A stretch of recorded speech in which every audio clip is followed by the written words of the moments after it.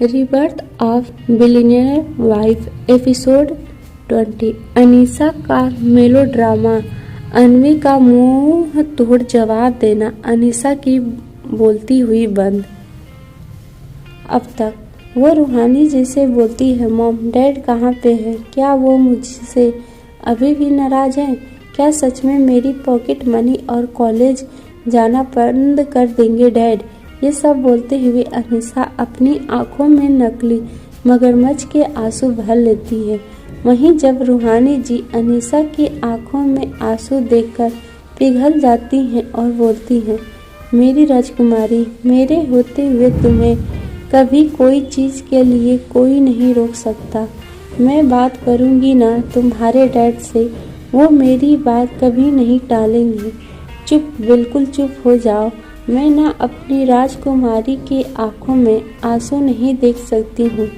जितना बहाना था बहा ली, लेकिन अब और नहीं। इतना बोल वो अनीसा की आंखों से आंसू पोंछती हैं। थैंक यू मॉम, एक आप ही हैं जो मुझे सबसे ज़्यादा प्यार करती हैं और मुझे समझती हैं। आप दुनिया की सबसे अच्छी मॉम हैं। ये सब अनीसा बहुत ही इमोशनल होके बोल रही थी अपनी मॉम के सामने। अनीसा की बात सुनकर रूहानी जी फूले नहीं समा रही थी, क्योंकि उनकी लाडली बेटी ने उनकी तारीफ जो की थी। वो अनीसा को गले लगा लेती हैं और बोलती हैं, मैं ना हमेशा तुम्हारे साथ रहूँगी। और बेटा, ये तो मेरा फर्ज है। तुम भी ना सबसे अच्छी और मासूम सी बेटी हो।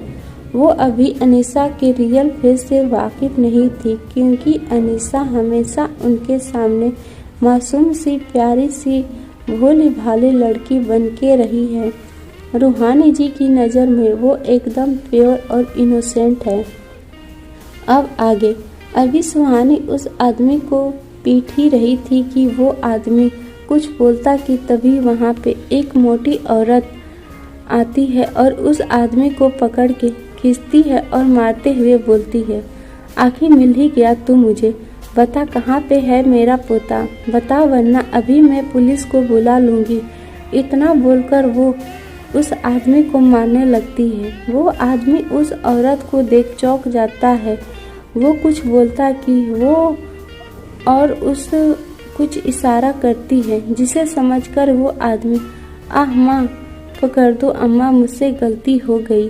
वो रहा आपका पोता और कुत्ता, वो दोनों ठीक है, प्लीज़ अब मुझे छोड़ दीजिए। इतना बोल वो गिड़गिड़ाने लगता है। वो औरत उसे छोड़ देती है, फिर बच्चे के पास जाके उसे उठा लेती है गोद में और फिर चमकती आंखों उसे देखते हुए बोलती है, मेरा खजाना मिसल गया, हाय। फिर सुहानी की तरफ देखकर बोलती है, तुम्हारा बहुत बहुत शुक्रिया। अगर तुम अभी नहीं देखती इसे तो मैंने तो अपना पोता खो ही दिया था। तुम बताओ तुम्हें क्या चाहिए, वो मैं तुम्हें दूंगी इसके बदले। इतना बोल वो नकली आंसू बहाने लगती है। उस औरत की बात सुनकर सुहानी शक भरी नज़रों से बोलती है, ये आपका पोता है? जिस पर वो औरत बोलती है, हाँ हाँ, ये मेरा ही पोता है। वो क्या है ना, ये अपनी माँ पे गया है ना, इसीलिए गोरा है, हम पर नहीं गया है। सुहानी को पता नहीं क्यों, बट वो उस औरत की बातों से कन्विंस नहीं हो पा रही थी, लेकिन फिर वो कुछ बोल भी नहीं सकती थी, क्योंकि वो आदमी भी बोला था कि उसने उससे ही बच्चा लिया था और औरत भी ये दावा कर रही थी कि ये उनका ही पोता है, इसीलिए वो चाहकर भी कुछ नहीं कर पा रही थी। सुहानी पुलिस को बुलाकर उस आदमी को जेल भिजवा देती है। वो औरत बच्चे को पप्पी को लेके चली जाती है। अगले दिन सुबह का वक्त अन्वी को डिस्चार्ज मिल गया था। वो बेड पर बैठी हुई एकांश का वेट कर रही थी, क्योंकि एकांश हॉस्पिटल के फॉर्मेलिटी पूरा कर रहा था। कुछ देर बाद एकांश आता है और अन्वी को गोद में उठा के अपने साथ ले जाता है लिफ्ट से नीचे। कार पहले से ही रेडी था। एकांश अन्वी को लेके कार में बैठता है। उनके बैठते ही ड्राइवर कार स्टार्ट कर देता है। अन्वी एकांश की बाहों में सर रख के बैठी हुई थी और एकांश से बोले जा रही थी। एकांश अन्वी का सर सहलाते हुए बस हम हाँ में जवाब दे रहा था। कुछ देर बाद उनकी कार एक बड़े से बंगलों के बाहर रुकती है। एकांश अन्वी को गोद में लेकर बाहर निकलता है और बंगलों के अंदर ले जाने लगता है। अन्वी जब अंदर जाती है और सामने बैठे शख्स को देखकर उसकी आंखें छोटी हो जाती है। वो गुस्से से उस व्यक्ति को देखने लगती है। वहीं सामने वो व्यक्ति भी अन्वी को देखकर स्माइल करते हुए बोलती है, ओ दी, मुझे पता नहीं था आप आज ही आएंगी। आपको इतनी जल्दी डिस्चार्ज मिल गया हॉस्पिटल से? उसकी बात सुनकर अन्वी बोलती है, क्यों, तुम्हें अच्छा नहीं लगा मुझे जल्दी हॉस्पिटल से डिस्चार्ज मिल गया? अन्वी भी अपने रूड वॉइस में बोलती है। अन्वी की बात सुनकर अनीसा के फेस की स्माइल फीकी पड़ जाती है और बोलती है, अरे नहीं नहीं दी, आपको गलत सोच रही हैं मेरे बारे में। मेरे ये कहने का मतलब नहीं था। मैं तो बस यूं ही पूछ ही ली क्योंकि मुझे आपकी फिक्र थी। आपको अच्छे होते आना चाहिए था। अन्वी अनीसा की बातों को इग्नोर करके बोलती है, तुम यहाँ पे क्या कर रही हो? अनीसा अन्वी की बात सुनकर बोलती है, वो मैं ना यहाँ पे दादी के लिए आई थी, उनकी सेवा करने के लिए, क्योंकि उनकी उम्र भी हो गई है, इसलिए उन्हें अपने पोते पोतियों के साथ खेलना चाहिए था। लेकिन तुम्हारी गलती की वजह से ये अब पॉसिबल ही नहीं है। इतना बोल वो चुप हो जाती है और फिर बात पलटते हुए, इतनी बड़ी हवेली में दादी अकेले थी और कोई उनके पास था भी नहीं। वो अकेले बोर हो रही थी। मैं भी फ्री थी, इसीलिए मैं यहाँ पे आ गई ताकि वो भी बोर ना हो और मुझे भी दादी की कंपनी मिल जाए, क्योंकि दादी, मैंने सही कहा ना? अनीसा मायूस सा फेस बना के एकांश की दादी की तरफ देखकर बोलती है, फिर अन्वी की तरफ देखकर, सॉरी अन्वी, अगर तुम्हें बुरा लगा हो तो। अनीसा की बातें सुनकर अन्वी को बहुत ही ज़्यादा गुस्सा आता है, लेकिन फिर खुद को कंट्रोल करती है क्योंकि एकांश की दादी वहीं पे थी और उनके सामने वो अपना इमेज और ख़राब नहीं कर सकती थी, जो अनीसा की वजह से पहले ही बहुत ख़राब हो चुका था। और अभी अपने बेबी के बारे में भी कुछ नहीं बोल सकती थी, क्योंकि अगर अनीसा को ज़रा सा भी शक हो जाता तो वो चुप नहीं बैठती, ज़रूर कुछ ना कुछ प्लान बनाएगी। अन्वी को भी अब अनीसा के साजिशों और उसके चालों से डर नहीं लग रहा था, बट अभी उसका बेबी उसके पास नहीं था, इसीलिए वो कुछ भी ऐसा नहीं बोलती है जिससे अनीसा को पता चले कि उसे बेबी के बारे में पता है। अन्वी अपने रूड वॉइस में बोलती है, पहले तुम ये डिसाइड कर लो कि तुम मुझे क्या कह के बुलाओगी। ओह, दूसरा ये कि तुम ना मेरे बेबी के बारे में अपने मुंह से कुछ भी ना बोलो, क्योंकि मैं तुम्हारे मुंह से अपने बेबी के बारे में कुछ भी नहीं सुन सकती हूँ। और रही बात दादी की, तो मैं अब आ गई हूँ यहाँ पे, मैं उनका ध्यान रख लूँगी और उन्हें कंपनी भी दे दूँगी, समझी? तुम्हें मेरे परिवार वालों पे ज़्यादा ध्यान देने की ज़रूरत नहीं है। मैं हूँ यहाँ पे, तुम जाके अपने पढ़ाई पे फोकस करो, क्योंकि अब मैं तुम्हारी कोई भी हेल्प नहीं करूँगी। अब तुम्हें अपने मेहनत से मार्क्स लाने होंगे। सो बेटर यही होगा कि तुम घर जाके पढ़ाई करो और दादी के अकेले होने की चिंता तुम्हें नहीं करनी चाहिए अब, क्योंकि कुछ ही टाइम बाद दादी अकेली नहीं होगी, उनके पास उनका पोता या पोती मिल जाएगा। ये हुआ उनके लिए अपनी अन्वी से पोती सब जानबूझकर लगाई थी ताकि अनीसा को शक ना हो। अन्वी की बात सुनकर अनीसा का मुंह एकदम गुस्से से काला पड़ जाता है।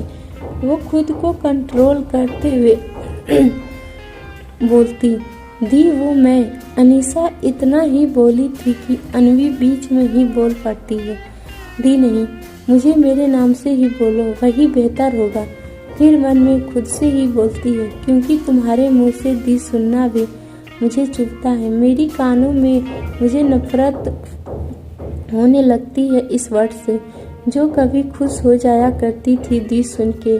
अन्वी अपने बचपन के टाइम को सोचती है, जिसे सोचकर उसे अपने दिल में दर्द होने लगता है। तब और अब में बहुत फर्क हो गया था। उसकी बहन अब पहले जैसी नहीं थी। अन्वी खुद को संभालती है और एकांश के सीने में सर रख के बोलती है, अभी मैं ही बहुत टायर्ड फील कर रही हूँ। क्या आप मुझे हमारे बेडरूम में छोड़ सकते हैं? मैं दादू और दादी से बाद में मिल लूँगी, अभी मुझे अच्छा नहीं लग रहा। एकांश अन्वी को अपने बेडरूम में लेके जाने लगता है। वहीं अनीसा बस गुस्से का घूंट पीते हुए चुप ही रह जाती है। फिर गुस्से में अन्वी को देखती है, जो इस वक्त एकांश की गोद में थी। वहीं दूसरी तरफ एक अधेड़ उम्र की औरत एक लड़की को पीटे जा रही थी, मोटी लड़की से। वो लड़की बार बार छोड़ने को बोल रही थी, लेकिन वो औरत उसकी बातों को अनसुना करके उसे मारने लगती है। कौन है ये लड़की और क्यों मार रही है और उस लड़की को? एपिसोड 21। एकांश अन्वी को बेडरूम में लेके जाता है और अन्वी को बेड पे अच्छे से लेटा देता है। सभी चीज़ों को अच्छे से एडजस्ट करता है। वाइफी, क्या तुम कंफर्टेबल हो? एकांश पिलो को ठीक करते हुए अन्वी से पूछता है। अन्वी एकांश की बात सुनकर अपना सर हिला के बस में जवाब देती है। फिर एकांश का हाथ पकड़ के अपने पास बैठाती है और एकांश से पूछती है, हबी, क्या आप मुझसे नाराज नहीं हैं? अन्वी की बात सुनकर एकांश कंफ्यूजन में अन्वी को देखता है और पूछता है, नाराज क्यों होना चाहिए मुझे तुमसे? एकांश की बात सुनकर अन्वी धीरे से बोलती है, क्योंकि मैंने नीचे आते ही बखेड़ा खड़ा कर दिया और दादी से मिली भी नहीं। गुस्से में मैंने उन्हें भी इग्नोर कर दिया। बोलकर अन्वी अपना सर नीचे करके झुका लेती है। अन्वी इस वक्त बहुत ही क्यूट लग रही थी। एकांश अन्वी के ठुड्डी को पकड़ के उसके सर को ऊपर करता है और अन्वी की आंखों में देखते हुए बड़े ही प्यार से बोलता है, वाइफी, सबसे पहले तो तुम ना अपना सर कभी भी किसी के सामने मत झुकाना, ना फिर चाहे मैं ही क्यों ना हो। मैं ना तुम्हारा सर हमेशा ऊपर ही देखना चाहता हूँ। आई मीन की आंखों में आंखें डाल के बात करने वाली अन्वी, जो किसी के सामने नहीं झुकती है। एकांश की बात सुनकर अन्वी उसके आंखों में देखते हुए बोलती है, मतलब आप मुझसे नाराज नहीं हैं? इतना बोल अन्वी बड़े बड़े हेजल ग्रीन आईज से टिमटिमाते हुए एकांश को देखने लगती है। एकांश अन्वी के फेस को गौर से देखता है। जैसे ही एकांश की नज़र अन्वी के पिंक लिप्स पे जाती है, उसकी नज़रें वहीं पे ठहर जाती है। उसे अपना गला सूखता हुआ महसूस होने लगता है। एकांश अपने लिप्स को अन्वी के लिप्स पे रख देता है और अन्वी को किस करने लगता है। थोड़ी देर किस करने के बाद अन्वी के लिप्स को छोड़ता है। अन्वी बस एकांश को देखती ही रहती है। एकांश अन्वी को प्यार से देखते हुए बोलता है, नहीं मेरी जान, मैं तुमसे नाराज नहीं हूँ। नाराज होने के बात ही नहीं है। दादा दादी कौन से कहीं भागे जा रहे हैं, तुम उनसे बाद में भी मिल सकती हो। अभी तुम हॉस्पिटल से आई हो तो अभी तुम्हें आराम करना चाहिए।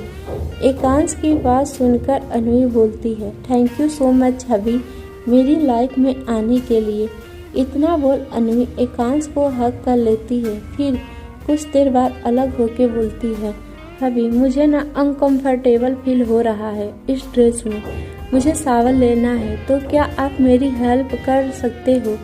ये बोल अपनी बड़ी बड़ी आंखों से टिमटिमाते हुए एकांश को देखने लगती है।